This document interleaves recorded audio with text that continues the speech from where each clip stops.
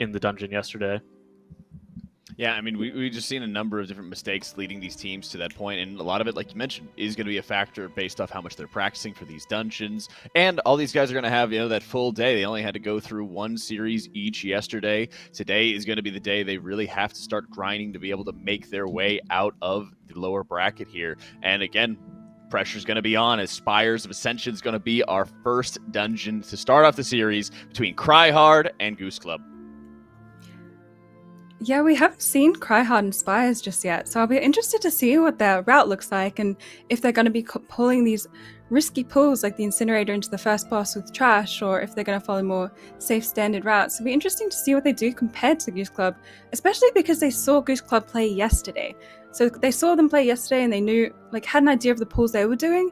So I wonder if they have changed their pulls to potentially make it better against Goose Club to win this, to make sure they don't get eliminated.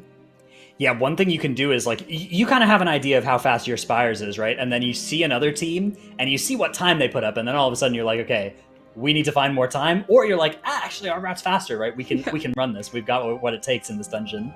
So depending on which of those situations Cryhard found themselves in, we could be in for a very different type of dungeon here, depending on how aggressively they think they've had to upgrade their route to keep up. Yeah, because Goose Club was on pace for about a 20 to 21 minute Spires yesterday with mistakes. And we did see an 1851 Spires out of another team, which is really quite fast. So I would be curious if Goose Club has even practiced even more in this dungeon, since they knew they made those mistakes and those are the things that they now need to fix up again. Yeah, my guess is that sub 20 will be good enough to take this game in the series. So I think that's going to be the important thing to focus on, is make sure you have a route that is fast enough to get there and then safe enough to do it as high a percentage of the time as possible. And that's always the trade-off with MDI, right? Is you're trying to figure out what sort of risk of failure can we accept here for this time save? Absolutely. It's always high risk, high reward, picking which thing do I really want to risk here, because am I going to take it off, or am I going to make me lose that match because of the risk that you've made and just didn't end as well as you hoped it would be? Even if you practiced it well and practice sometimes pulling it into the real situation, and you make those mistakes because you're nervous or two people are talking over each other, it's just a lot to risk on such small gains sometimes. Yeah, sometimes you'll find some teams that they can execute a pull 100 times consistently in practice, and then just when you make it to the nerves of the actual tournament, everything just, weird stuff happens you've never seen happen in dungeons before. It's called the Tettles effect, actually, when just some random mob just casts something that you've never seen it work like that before, right? You've never seen the statues triple bounce off of each other on the last bosses of Halls of Atonement before, but it just happens in your run. And you're really hoping to not learn anything new about how a dungeon works in an MDI live tournament run. I mean, even... Statues and halls. Yeah. Oh. We've got the Inky Black potions active as well in Spires. This is the one where I think it's the highest DPS increase to have Inky Black on, because you don't get distracted by all the pretty lights in this dungeon. You have more eyeballs, real estate. Wow, right off the start, though, big pulls coming out from both teams. Ashen Hallows down for Cryhard. This is quite a scary pull, and they're going to have to be very careful at the end as well with those spiteful shades spawning. Yeah, I'm quite surprised to see a Boomkin here as well. Obviously, looking at the damage, he's not really carrying this pull either. So interesting to see if he's pulling those CDs out for the boss, or maybe Boomkin's not the best thing to pick in MD either, which was my team obviously also figured out wasn't the best. And all these Spyfalls coming up and pulling and attacking people. We've already had Leon Hands and Vikland. The Bob's not there yet, but this is going to be quite interesting, especially with the melee that we have here, making sure they don't get hit by all these shades that are running after them. Yeah, so Goose Club have made short work of this first pull, but as you identified here, our fifth place damage dealer on Cryhard's side is a Moonkin, so unless something's gone horribly wrong, that means all the cooldowns have been held, and you can see the Celestial Alignment still available. That can do so much damage when it is used with that Venthyr Covenant ability, which is also what I assume is going on here on the side of Cryhard. So maybe they can make that Incinerator into boss pull work. Yeah, by I'm virtue thinking that of might just work. having a million Moonkin damage. Obviously, they do have to be careful of the Rebellious Fist here, because that's where the Goose Club, they did miss a Rebellious Fist cast yesterday, and that was something that actually made them fall behind on healing and actually die. Someone died to it as well, so I wouldn't be surprised here. Oh, I think Cryhard's actually doing Incinerator by itself, which is interesting, because now the Boomkin's going to be sitting on their CDs for quite a while, when they probably could have pulled that with the boss, because Boomkins are known for their big CDs, so that's interesting to see. Vicklin goes into his cheat death. Well, not actually a cheat death. His 10 extra bonus seconds of damage after dying. That Bonesmith Hiremere trait. And that's going to be the first death on the board in our series for Goose Club. As long as they can prevent another one from happening here, this can still be a time save for them. But this is starting to be eerily similar to what happened to them yesterday in this dungeon. A death early on in this, and then everything fell apart. This time, though, they've actually taken care of all the trash. There's no chance of a Rebellious Fist getting them at this point. That Goliath is dead. And they're well halfway into this boss. I think things are looking good for Goose Club. This cost them a battle res, but all things considered, I think this worked out. Yeah, absolutely. Watching Tubbo just having to dance around the boss because all the Spyfuls are all around. He's just probably so frustrated thinking, I just want to hit this boss, but my CDs. And even just watching Vicklin underneath the Paladin, obviously the Paladin is doing a lot of damage. I presume he popped Ash in there just for the big dance come out on the boss and to get rid of all those ads. Just even to make sure that the pool that they failed at yesterday is more safe today, because you wouldn't want to make the same mistakes that cost you another game for this one. Yeah, very, very dangerous situation for those Windwalkers. Cryhard, though, in a little bit of danger as well as they get this same pull started here. Ice Block committed there by their Fire Mage. Both teams using Fire instead of Frost here. We do finally have the Celestial Alignment used here, and you can see that Venthyr ramping up there. And this isn't over yet, actually. I think this has got another 10 seconds or so. Oh, no, it does look like it's over. All right, the ramp is done, equaling the Fire Mage in damage so far. But Goose Club are already getting started with this next pull. Cryhard have the boss only at 50%. At this pace, Goose Club have earned a lot of time with their more aggressive pull. Yeah, absolutely. This pull is quite aggressive, especially because it's fortified, having to be careful with the tank. As you can see, Rekibe is dropping low. They dropped the, what's it called? Ring of Peace, just to make sure the mobs aren't hitting the tank, because obviously they're going to hit really, really hard. And with the Necrotic as well, it's just not going to be... Sorry, not Necrotic. Grievous. It's not going to be very good for them. I love what they've done here with this. They Ring of Peace really early and kept the mobs stacked up on the Dark Praetor. Often when you do this pull, your tank starts kiting, and then they get like 20 yards, and then you start using Ring of Peace type stuff, and you have this stack of Larians really far away from that Dark Praetor that's just pelting your tank. But this time what Goose Club did was they actually put a lot of focus damage into the Praetor, and then they kept the mobs stacked up on it. They really were prioritizing that, you could tell. That saves a lot of time and makes this pull a tremendous amount safer, because once that thing's dead, it is so much easier to kite that pull. Yeah, absolutely. And then Goose Club's moving on to the next pools, but Cryhard's still on the first boss, about to go down now, thankfully, and the Boomkin is doing damage now, which is great to see. But hopefully they do that clean. But I'll be interested to see how they do the next pool, if it would be quite similar to the Goose Club. Yeah, so the Moonkin does bring some... every 3 minutes they get to do damage, but in the interim, in the between times, they do have some nice pieces of utility, right? They have Force of Nature, those 3 treants that taunt for 10 seconds. Those can actually be really good in situations like this as well. Where Goose Club were forced to kite, maybe, wow, Cryhard actually here, they've pulled the Ether Divers into this pull as well, so this is an extremely bold pull. This is way bigger than we've seen other teams do here, and this is probably going to rely on those trees. The Sigil of Chains coming out into all of their AoE damage cooldowns at the top of the stairs here. Lots of damage coming out onto JR, their tank. Meta is going to be used. This is so scary, but they have so much damage. Wow, they've actually done it so cleanly so far. The Spiteful Chase is about to come out, so the Monk and the everyone in melee obviously have to be careful of that, but I'm actually amazed of how cleanly they did that pull, because it was a huge pull to actually do and pull off well. Yeah, they've actually gained a little bit of count here, so it's not going to really be possible to track how much value they got from this, because they did get those extra little bits of count from the left-hand side.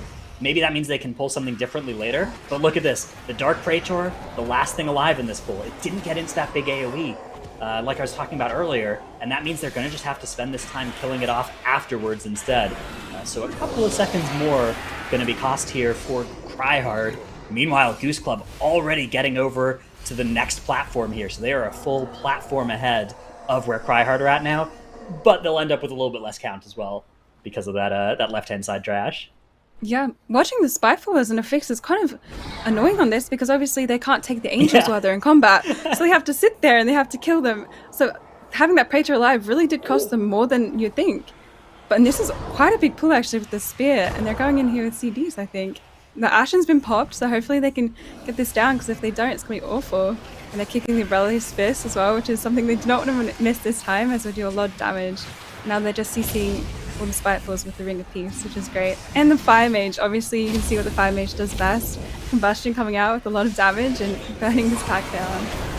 Wow, that was really well executed by Goose Club. That looked like something we would expect out of one of our top teams, to see a big AoE pull like that work out that well. But Cryhard also making big stuff happen here. They are instead committing their Ashen Hallow to this earlier platform, doing this big, pulling the entire platform, which means they won't have it for the next section where Goose Club just used it. So we'll have to see what their plans are for those trash pulls that Goose Club have just made look so good. Yeah, absolutely. And that spear is so helpful because it allows you to do that really big pull, but obviously you're on a time limit almost, because when that spear runs out, everything's already active and you're terrified because all these things are going off at once, and you just got to hope that you can kill it all in time.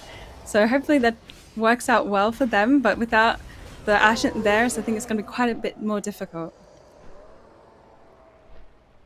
Goose Club do have to finish off, as you mentioned, the Spiteful Shades, and also this Skirmisher has been left alive now for several minutes for Goose Club, but they are finally going to finish it, and the Dark Praetor off. It is exactly those mobs that just love to stand far away and cast at you.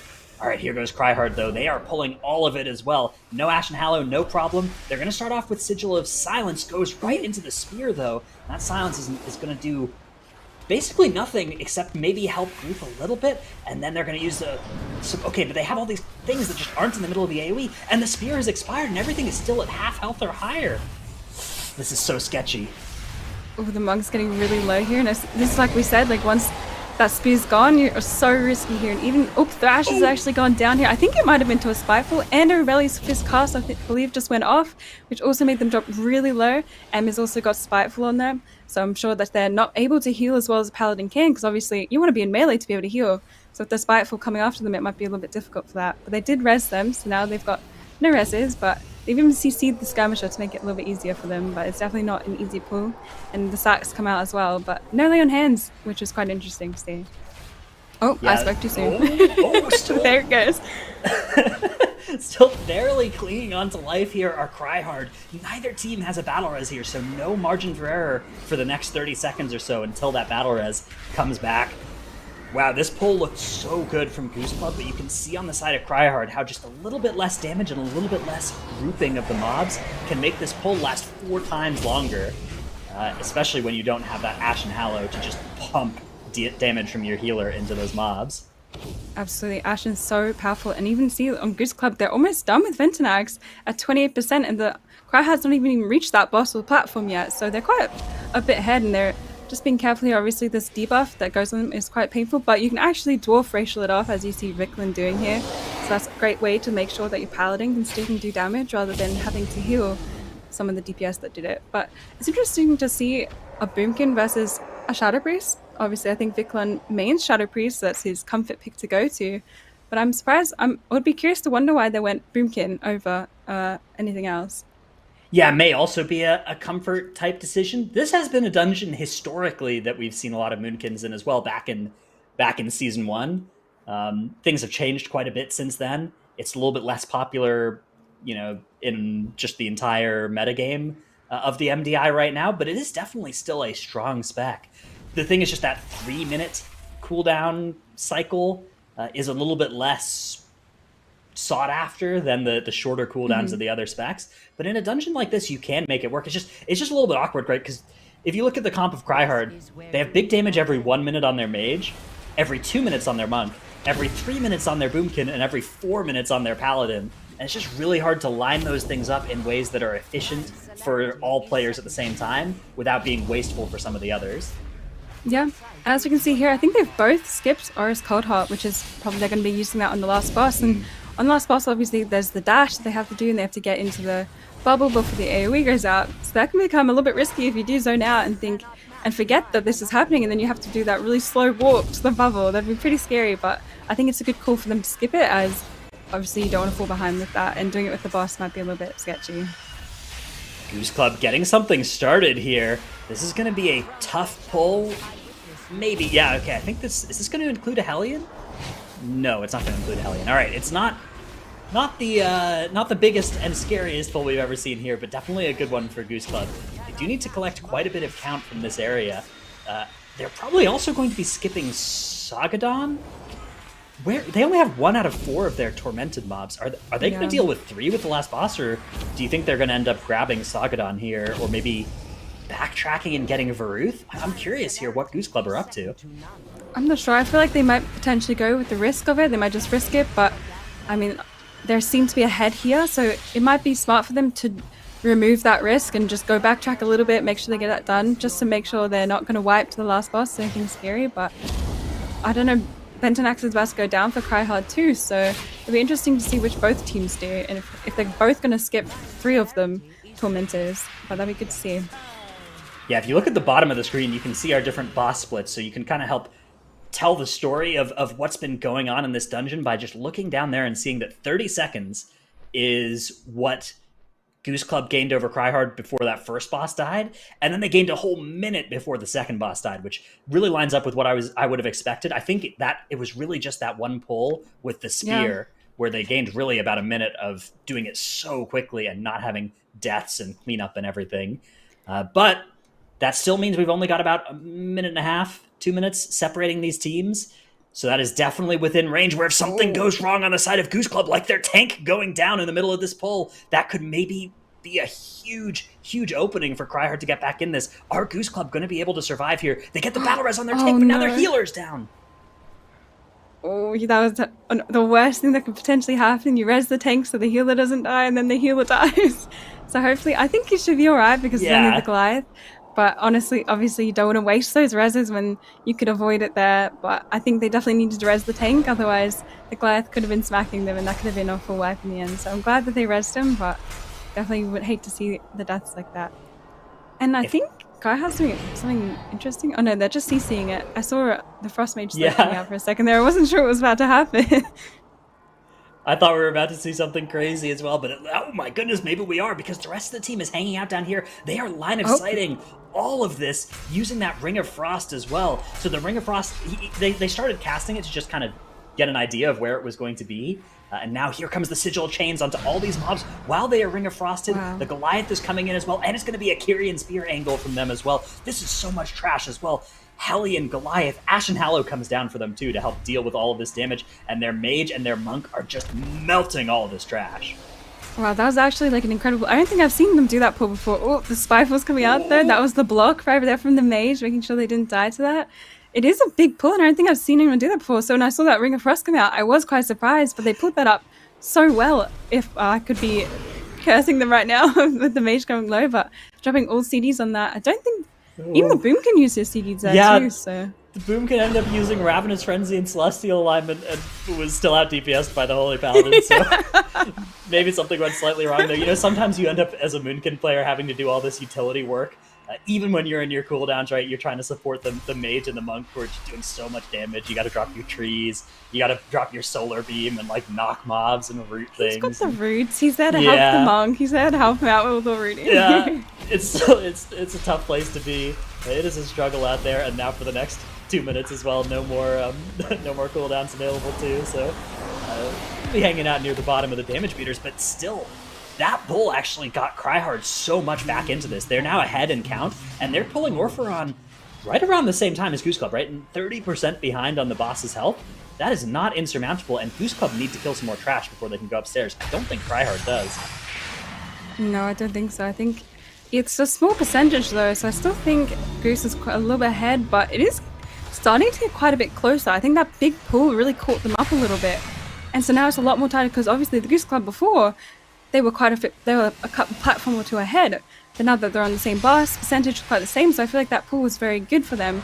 However, they may not have the CDs for this boss when it goes through the damage phase, so I'll be interested to see if they could get that down quickly, or if they're going to have to spend more time on this boss. Yeah, you can see that damage phase on the side of Goose Club right now.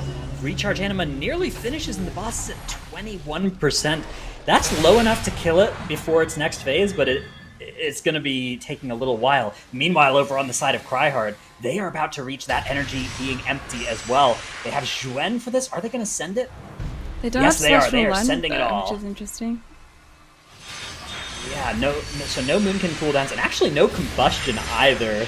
On second look at this, it's kind of awkward cooldown Yes, that lining big up pool for might have Cryhard. actually been a bit...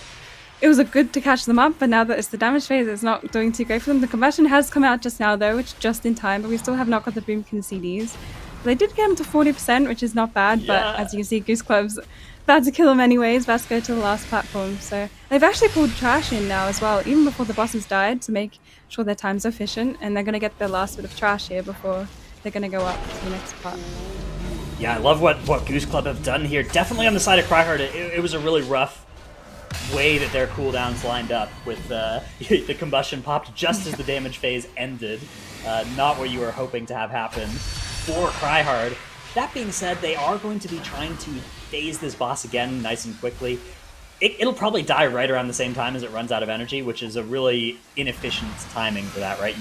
That means you've really missed a lot of the value from the damage amps on this fight.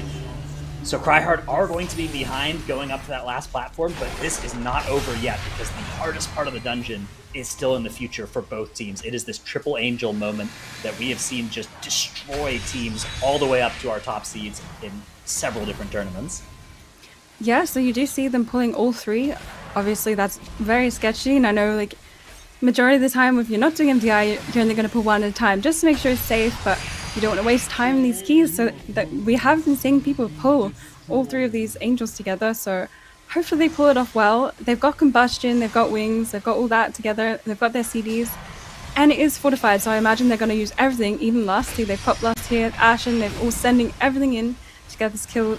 So hopefully it's going to be safe for them, and hopefully they get it down before all their CDs run out and things get a little bit sketchy.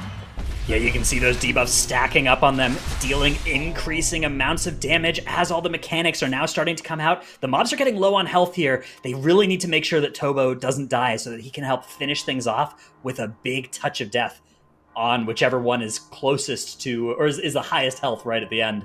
Because if you have more than a couple seconds between them, they're going to all full heal. Oh, their tank is under so much danger here. Doesn't have meta available either. That's going to be the cheat death meta. In another 12 seconds, he'll actually have the button, but that won't be in time for this. The touch of death is going to mean they get all three dead, though, and Goose Club are now in the driver's seat. They just have to avoid wiping on this last boss, and they have more than enough time to take the win here. Cryhard getting started with the Angels as well. They are doing a much less ambitious double Angel to start off with here. This would be a really good plan if Goose Club had wiped. If Goose Club had had a less clean run, this would be a great way to just make your strategy more consistent. Unfortunately for Cryhard, though, Goose Club made it look so good. They did that triple angel pull beautifully, and now they just have the last boss.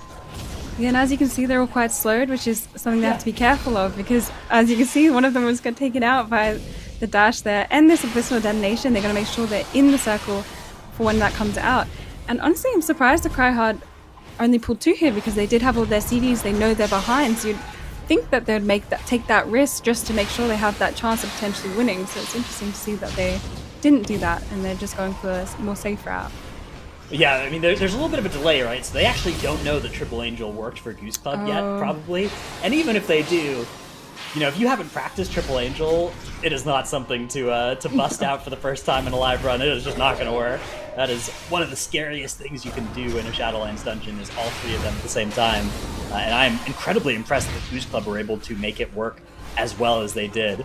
Really impressive there. I think I didn't quite get a good look at it, but I think maybe Vampiric Embrace was carrying some heavy duty at the end of that pull as well.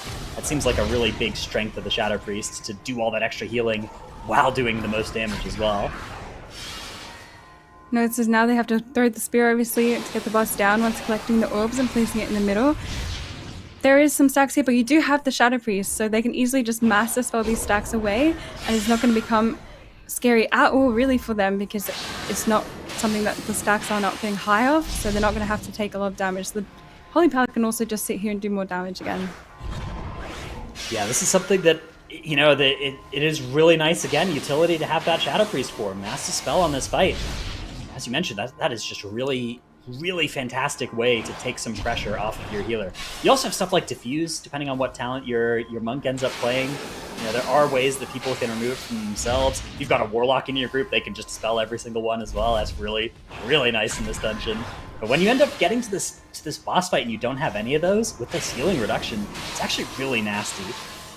Can't be overstated just how tough it is to heal through all this damage when it's only 50% effective. Absolutely, especially with the fixes. I'm pretty sure the fixes are not going to be helping them in the slightest. Yeah, Grievous. Especially because Grievous is just taking them down. They have the reduction. Like, as you can see, they're not really, Byron's hasn't really been topped this entire time, and the debuff's coming out here. So obviously it's going to be really hard to top themselves, but they do have the lay on hands still. Oh, never mind. There goes the lay on hands. It's getting a little bit rough, but they should be safe now and just be able to get Devas down and be able to secure the win. This, I think. Yeah, this was so sketchy, but they were able to just get through this boss fight, kill it before it killed them, because if this boss fight had gone on for another minute, it would have been pretty rough here for Goose Club. But at 2% health, that's going to be all they need to finish this boss, and in a close game, they are going to take it a 1-0 lead up against Cryhard. That's right. Goose Club, a couple deaths here and there and everything, but they did a very good job executing here when they needed to in Spires, taking that victory and being quite a bit ahead of their opponents as well here, Titles and Spires. I think that the lead came from that initial advantage just from that first pull in the dungeon. Being able to pull off like I was talking about earlier, making sure that you got Incinerator Arcoleth with all of that trash on top of that first boss. That set Goose Club up to just completely dominate in that first match against Cryhard. Cryhard actually started to claw it back towards the middle of the dungeon, but it was almost too little, too late. And Goose Club ended up looking really good, especially whenever they got that triple angel too. Yeah, I mean, their routing in particular seemed like it was just, written up by the man Dratnos himself. Yeah, they've been linking that in their party chat in game. Fantastic. Hold on, what is going on? Yeah, check the Discord for the screenshots. They had to put together a route, and what better route to go with than a Dratnos route here? Come on, show us the route as well, Titles. Come on. Oh no, they're using a Dratnos Expert route. So whenever people actually in my group link a Dratnos Expert route, I make sure to leave the party immediately. I make sure that I do not want to stay there for any Wait, moment you got longer. Invited? Oh. If I potentially did get invited, okay? So we're talking theoreticals. Okay, yeah, of course, theoreticals. theory. This is like one of those arguments you win in the shower the day after, right? I mean, even for my early practice, actually, when we were sitting there practicing, our tank came in and he's like, okay, this is the route. This is what we're doing. And you look in chat and it says Dratnos or something like that. And they were like, See? Myth? And then he changed it to not Dratnos or something like that. And I remember thinking, like, next time I'm going to name our things like Cali Nos or something like that. Because I swear all our routes were literally just Dratnos routes. I think that shows why you're here skills. now. Yeah, the Dratnos routes are a quick journey away from the gaming and into the casting track. All right, Titles, take us through that last game. Yeah, so if this was a Dratnos route, then it definitely came into great effect on the first pull. I don't know who Dratnos is making these routes for. However, pulling Incinerator Arcoleth into the first boss, a very ambitious pull. You need to make sure that you get kicks on Arcoleth. You need to make sure that Goliath is always getting interrupted as well on the Rebellious Fist cast. On top of that, any of the Justicar interrupts also have to happen. And with that being said, Goose Club looked great at being able to do that. On top of that, they did this excellent spear pull, which looks twice as good whenever there's Inky Black Potion active, and they were able to get all of these mobs dealt with really quickly.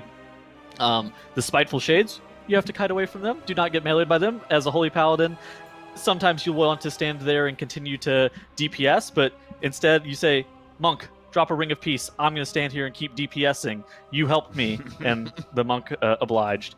There was some problems towards the middle of the dungeon in this little bit of area, but it's not something that caught Goose Club too off guard, and it's also not something that we really need to cover all too intimately. I think that Goose Club's pathing towards this area where they were getting these Justicars, these Wardens, all of this stuff in this area was actually a very good pathing. We've seen a lot of different stuff come out of Spires of Ascension, but I think from Goose Club it just made a lot of sense what they were doing here.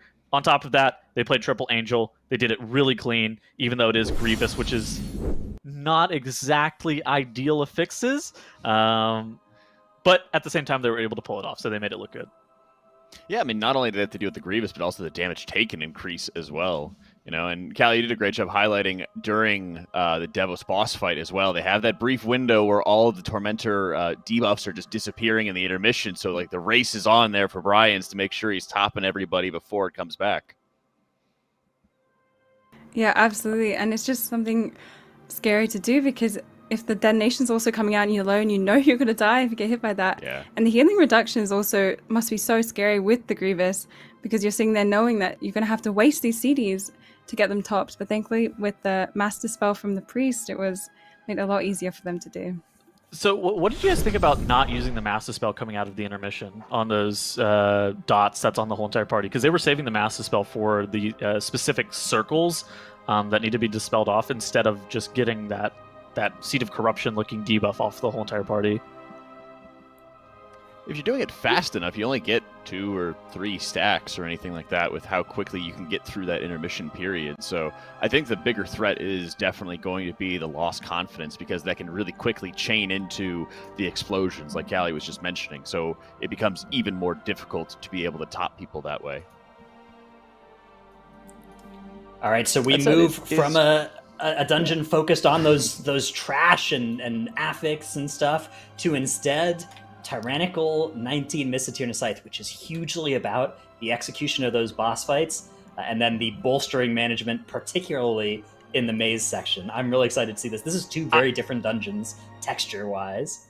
So, something that we also saw that was really interesting in a match earlier today, I think it was the Ambition versus Obey Alliance series, is that people were starting to pick that bolstering power on the explosive affix, because you were able to get that damage increase dealt 3% per mob that you end up killing with it, and it's really, really good on explosive. So if an explosive affix set rolls around for live keys, make sure that you are selecting that power whenever you do end up killing. I think it's off of Incinerator that powers from.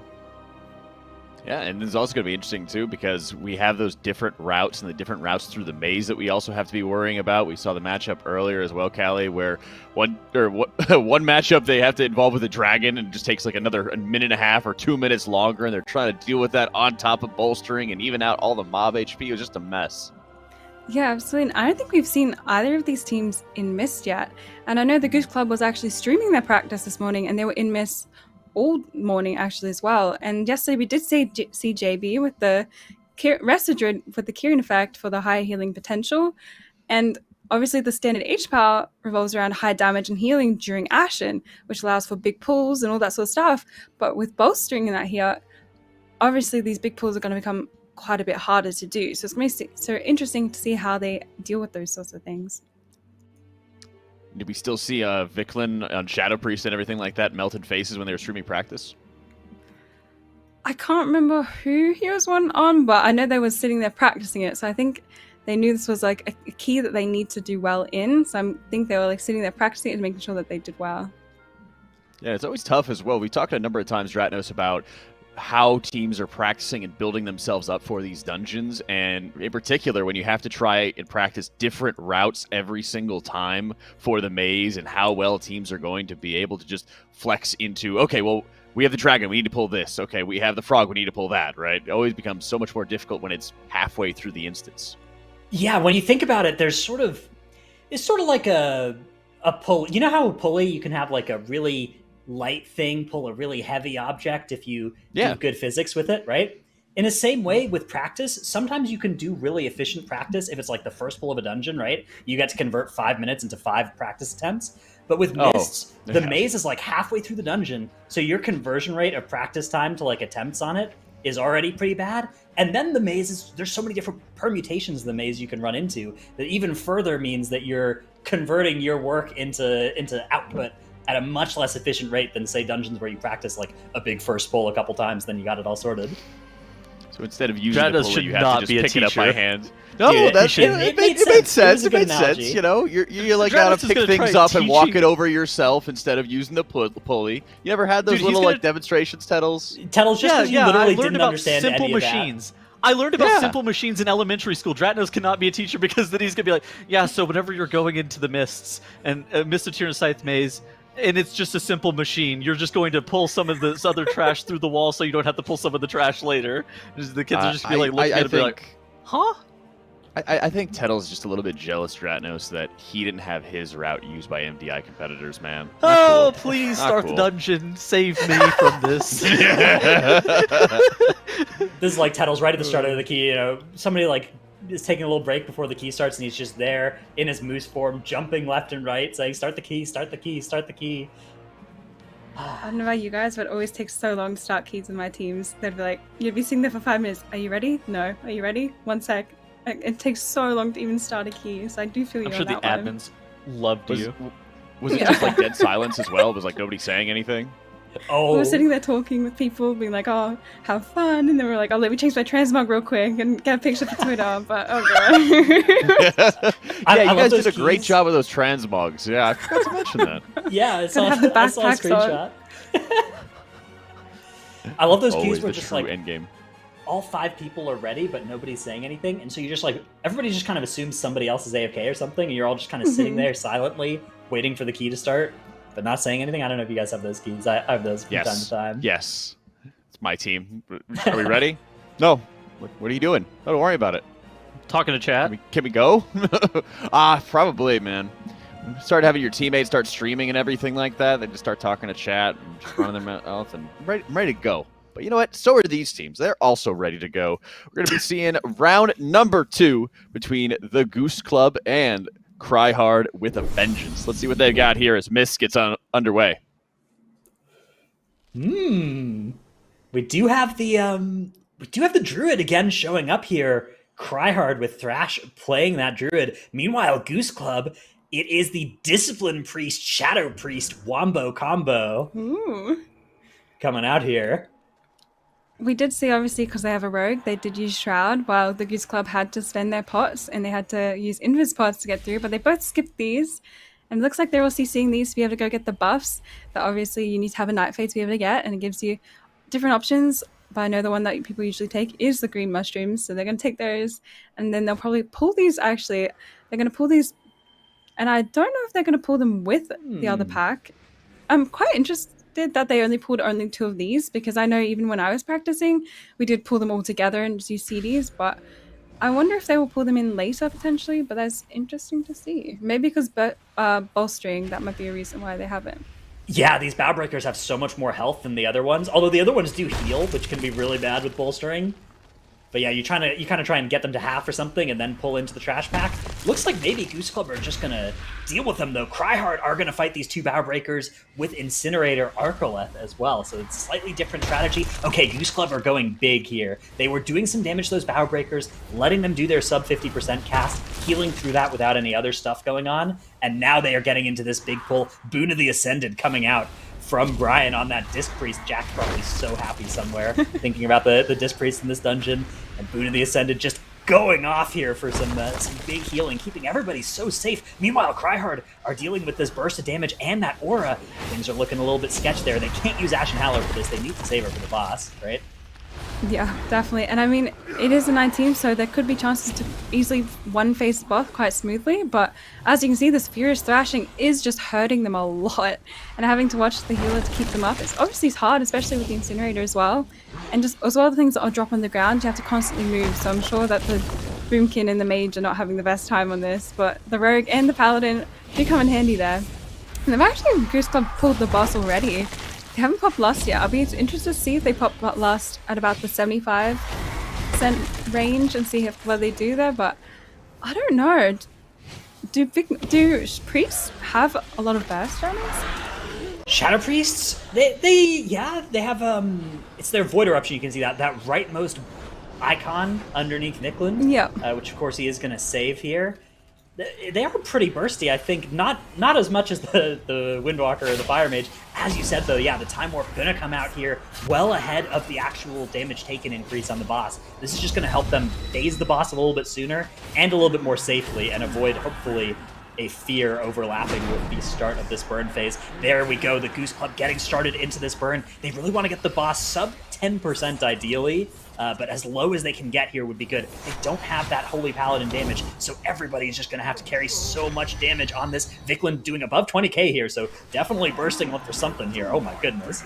Definitely, and I think taking the priest, obviously they do have that PI. I think Viklin actually PI'd himself, so I'll be curious to see who Brian's PIs to get that damage increase, but obviously PI is a massive reason for you to take priest, just to be able to give that haste buff to another DPS in the group to be able to push this boss. They didn't kill it in the damage phase, but I think they'd be fine just to focus it here and kill it down without having to kill German here, which is great to see. So that's an easy one phase for them. Cryhard, meanwhile, because of the way their cooldowns lined up, they actually have spent a really long time in this phase, and they've got Ingram Malik down to 83% just in phase 1. Now they have a ramping Venthyr as they make this push. A ramping Venthyr Moonkin. Let's take a look at this. I think they could probably delete this boss's health pool twice if everything goes according to plan with the Venthyr Moonkin ramp damage. 15 seconds left on the clock. Oh my, wow, look at that boss just getting deleted. Oh my gosh. They're actually just going to kill it instantly here. They didn't have to do what the Goose Club had to do and have to do it out of the DPS phase. They actually just annihilated that Thrash Druid doing 26k damage.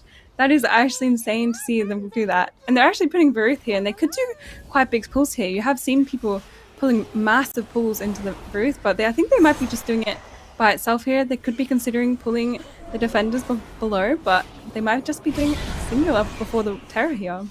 Wow, Goose Club, on the other hand, are going big. Cryhard, the problem with Cryhard's strat is they've just used every single cooldown in existence to phase that boss as quickly as they've done, which means if they were to try and pull big here, it would actually be really scary. So instead, they are just going to do Varuth, and they're going to take the end of Varuth into these two defenders. Whereas Goose Club, they had a little bit more left in the tank, right? They were doing an extra boss phase, and during that time, they were recovering their cooldowns, and now they are getting started, or they've been able to pull a bunch of trash together here. Another thing that I had yet to talk about, and just noticed, is that their mage is playing Arcane on the side of Goose Club. Oh, wow. The Arcane mage making an appearance here, the Kyrian Arcane mage even, for Goose Club. Very cool build. That theory, that should be a pretty bursty option for them as well for that like 15-second burst window on the first boss. I wonder what else it's doing for them. Yeah, I'm not sure, because as you can see, Cryhard has the Fire Mage, and I don't know if we've seen an Arcane Mage that much in this entire competition, so it's quite interesting to see an Arcane Mage here, a Kyrian one as well, and as you can see, they're pulling the defenders and that from the other room to do a big pull here. Explosive, they need to be careful. Brian's also needs to dispel if that comes out. And the bites can be quite brutal if you're not careful. But they seem to be absolutely demolishing this pack, the Arcane Mage, as we're seeing, coming in with big damage, with the Monk as well. So they completely deleted this pack quickly. That was great to see it. And I think Cryhard is doing similar. I don't know if they're popping CDs here though. And yeah, Cryhard are also down a substantial amount of count. They skipped that trash at the start of the dungeon, that 6% count from where the Incinerator spawns, which Goose Club killed, and they haven't pulled as much trash over the walls here. So if you look at the count, even though they're at basically the same spot in the dungeon, Goose Club have opened up quite a lead there, and they are further in the dungeon. They are further progressed through the dungeon. So even though their boss 1 splits are about a second apart, I would actually say Goose Club here probably have something like 30 seconds to a minute of advantage at this point. Yeah, definitely. And it is kind of difficult, right? Because as you can see how big these mobs are, and Cryhard absolutely annihilating JR. It's kind of hard. They're like raging as well. And it's just the bolstering is always going to make it difficult for them, because you want to make these big pulls, and it's only a 19, so you should, in theory, be able to do these big pulls, but explosive and bolstering are going to be limiting you all the time for the pulls that you can be making, just because of how annoying they are to handle. They, getting bounced around there by that bucking rampage. Our Goose Club, all their range players just getting lobbed away there. One of the drawbacks, actually, of the Arcane Mage is you do have to be in melee to do AoE damage. So you do get hit by all these things that you normally think of as only being a problem for melee players. Currently, they are trying to solve this maze and get deeper into the dungeon. Let's see what their mini-boss is. It's going to be the Frog. So not the worst of them. Not the dragon, but... Not the dragon. Yeah, which is really all you're hoping for. Meanwhile, Cryhard, Explosive really starting to overwhelm them here, as all these mobs are so bolstered. They've pulled so big in an attempt to catch up here, but now these mobs are at half health, and Actually, one of those mobs is at like 80% health, but look how big it is. Look how many bolstering stacks it has. Jeez, they're actually all huge. Look at them compared to the characters. Even though they are dwarfs and they are small, they're still massive. And they're going there to make sure the explosives aren't going to kill them as well. But oh my gosh, I couldn't imagine being the tank in these situations and completely just being scared for my life constantly. I'd be like, please, I'd be calling for sack on cooldown. I'd be terrified. So they're pretty brave to be able to just face tank them as he is. Yeah, you just take sack and kill your healer. Yeah. One of the nice things about those big bolstering auto attacks. Cryhard are eventually going to be victorious in their struggle against the 30 bolstering stacks on those Guardians, making their way now into the next room. But Goose Club have already finished off this mini-boss, which means there's only a couple of rooms left for them in this dungeon before they're on to that next boss. And I'm curious what their comp does to this boss. I wonder if Arcane Mage, Double Power Infusion, Shadow Priest, I wonder if that is enough burst damage to kill Mistcaller from 10% to 0 before she finishes her guessing game cast. I think in theory it might be if everything works out perfectly, but if not, then you've saved all your cooldowns and committed all your cooldowns to not actually saving any time, which would be quite costly. So I'm curious to see if they'll go for it. Yeah, I mean, the Monk Touch of Death on the Goose Club side is definitely going to make it so much safer, which Cryhard doesn't have. So you know when you're all like stressing to get it down and get that Touch of Death range, Cryhard's going to have to, if they go for that route, get it even further down. And I don't know if that's worth committing because it's such a high risk to do. Yeah, my guess is that this dungeon for both of these teams is going to be more about the other stuff than that potential time save of like a fancy play on the boss, but maybe something that either team could do to get an advantage here. The thing, I do think it's Goose Club whose comp is way better suited for it, although maybe if Cryhard does some like perfect calculus and figures out exactly when Thrash has to start ramping to be at the end of his ramp right during the 10%, then that could maybe work out. I don't know if my brain is big enough to comprehend where you'd have to start ramping to have it line up like that. All these references, Stratnos, you're going to have to become a teacher eventually, I think. Yeah. Got the physics. But now the Goose Club's even on the bus now, and I don't know if they popped CDs here. I think they popped the PIs, so they're probably going in. They did pop the CDs on the Priest, but I don't think the Mage has popped yet. Do you think maybe they'd hold the Mage CDs for the intermission, potentially? I think Arcane Power has been used on Pull, but sometimes it's tough to tell. Not one of the... not looking as strong as the cooldowns out of Vikland or Tobo in this particular case, yeah. This DPS comp from Goose Club, actually pretty high-powered one as well. You got Vikland, who's Raider with World 5th Method, and Six and Tobo, I think, both just started trials with Echo, of course, the current World First rating guild. So Brian's is also in Method too, I believe, yeah. Right, yeah, so the Goose Club roster... a lot of really high-powered raiders in there. Definitely something that is scary to run into in your first match in the lower bracket if you're Cryhard. Not hoping to run into that many world first raiders. No.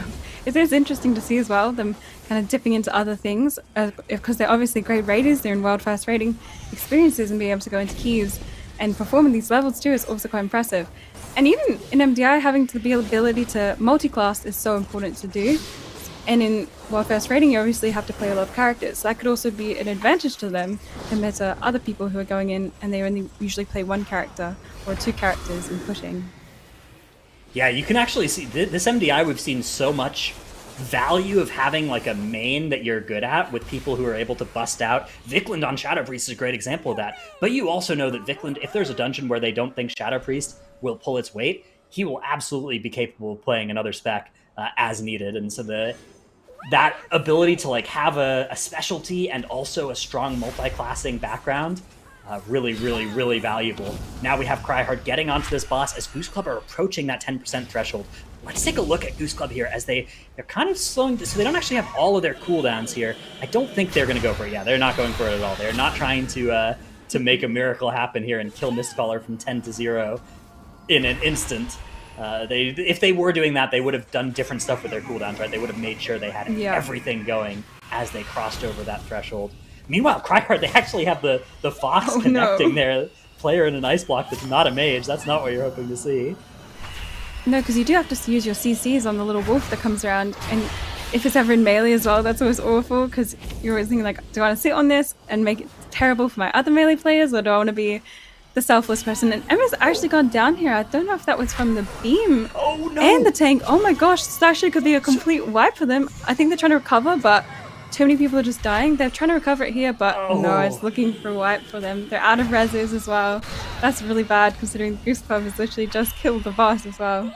And this is the worst of all worlds for Cryhard, because not only did they fully wipe, they also committed 2 battle reses, accepted both battle reses, and then continued to wipe, which is really bad, because that means they lost their safety net and didn't get any benefit out of it either. Luckily, they did activate that Night Fae Acorn at the start of the maze, which means they don't have the world's longest run back to do here. But this is definitely a huge advantage for Goose Club, who are already getting started with these Gorm pulls right towards the end of the dungeon, and they have several minutes of wiggle room now. As long as they can avoid a major disaster, they should be in good shape in this one. Yep, they pulled in the Reavers as well, which makes the pull a little bit more difficult, because obviously you have the things that can be dispelled. And sometimes you do see people CCing those and using them later, or even just ignoring them completely. So I'm interested to see if they do any big pulls here, because I think they all have their CDs. Yep, as you can see, he's pulling both of these platforms. And even going further, actually, this is going to be quite a big pull from the Goose Club. So hopefully they can pull this off and be able to do it well, because it is explosive as well. So it's going to be a lot of things to like manage, as well as the kicks that could be going off. So they have to be paying a lot of attention to here, especially the ground effects as well. You don't want to get knocked off into the abyss. Yeah, the barrier is going to do a lot of work here. It doesn't show up on the healing meters, but that mitigated a huge amount of damage, and as soon as it expires, their tank is out of there, immediately starting to kite, and they're going to use the Ring of Peace to stop all of the mobs except for that Staghorn from connecting with their tank. Cycling around here. This is really well handled. Well, they have to be careful. Those mobs are so big. Look how large that thing is. Oh my goodness. Oh my gosh, it's like a boss itself. You can put it next to the boss and look the exact same. That is huge. I do not want to, so you can see the tank is kiting, making sure they're getting away from that, because you do not want to be hit by that mob. It would be very dangerous indeed. That is 100% trash count with that mini boss sized Gorm going down for Goose Club. Now all they have left is this last boss. They are dealing with 2 tormented auras though. It is the slow aura and the physical damage taken aura, which are kind of the default 2 auras that you see in these MDI runs, because they come from the tormentors that don't give any damage powers, and they're the ones that are just least lethal to have on a boss. But on a boss fight like this one, both of them actually pose challenges, right? You have the slow, making this mechanic quite a bit harder, the predictive swirlies, and the physical damage taken increase too. I don't know, as a healer, do you really notice that on the DPS players that are like fixated by the larva when they are taking extra physical damage?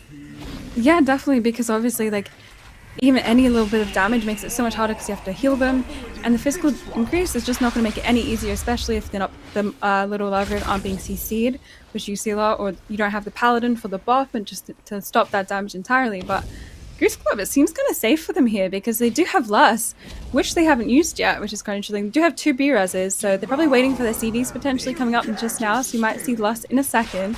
But they seem pretty safe on this boss, and Cryhard just seems a little bit too far behind to even recover after a wipe. They do have 7 more deaths than Goose Club as well.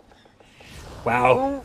Goose Club's tank under a lot of attack here. Uses Soul Shape actually to get out of danger there. Really beautiful. You see, a lot of Demon Hunters like never press that button when they're playing Night Fae, because they just have so much inherent mobility, but it is a really nice effect, even for that spec, and that is going to do a great job of keeping Goose Club alive here. Tridova now sub 40%, enters that last consumption phase before the boss fight is over. All they have to do is hold on for a little while longer. They do have 2 battle reses if something were to go wrong, but they don't have anybody who's good at casting battle res. It's all engineering reses, which on this fight, not really realistic, so they still have to make sure people aren't dying. Tobo rolling out of danger there, beautiful Ring of Peace as well, preventing those larvae from connecting with him. That's the kind of gameplay you need to be doing if you want to survive on this fight with the physical damage taken increase. Goose Club putting on a clinic here in Mr. TIRNA SCITHE, taking the series 2-0 against Cryhard. That's right. Wow, Goose Club taking that victory there, doing an excellent job sweeping out Cryhard from the tournament. We will not have a good day to Cryhard, or Cryhard with a vengeance. It's all over. No Christmas miracle there for them. Goose Club takes the series and is going to be moving on throughout the lower bracket there, Theddles. You should not be allowed to mess with all of these dad jokes. Man. Yeah, Goose Club ended up looking Love really my good job. on Mr. TIRNA SCITHE. And I would say that they are, yeah, like you said, they are moving on.